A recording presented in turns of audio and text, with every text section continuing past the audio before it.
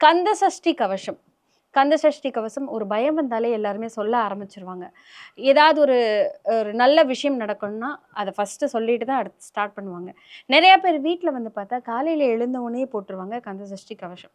இந்த கந்த சஷ்டி கவசத்துக்கு எவ்வளோ பவர் இருக்கு?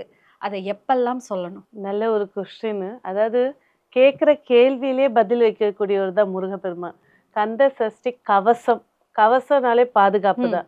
ஸோ அந்த கந்த சஷ்டி அப்படிங்கிறது வந்து பார்த்தீங்கன்னாக்கா, நெறைய அச்சரங்கள். அதாவது அச்சரங்கள்னா என்ன அப்படின்னு பார்த்தீங்கன்னாக்கா, ஒரு வீட்ல கல்யாணம் நடக்குதுன்னா, அந்த அரிசியில மஞ்சள கலப்பாங்க. ஆமா. அந்த நேரத்துக்கு எவ்வளோ தவறுகள் நடந்தாலும் சரி, எவ்வளோ தவறான முகூர்த்தங்களா இருந்தாலும் சரி, எவ்வளோ துரோகிகள், கெட்டவங்க, செய்வன செஞ்சவங்க, பிரச்சனைக்காரங்க வந்திருந்தாலும் சரி, அந்த அட்சதைய தொட்டுட்டா எல்லாமே அந்த 5 நிமிஷத்துக்கு பிளாக் ஆயிடும்.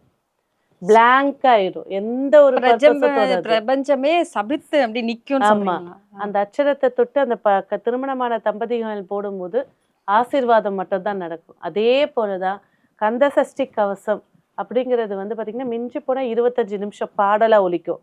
உட்கார்ந்து படிச்சோம்னாக்கா ஒரு 15 நிமிஷம் பொறுமையா, நிதானமா அந்த ஒவ்வொரு ரா, ரா, ரா வரக்கூடிய எழுத்துக்கள், டு, டு, டு இந்த வார்த்தைகள் எல்லாத்துக்குமே வந்து ம். பவர் இருக்கு.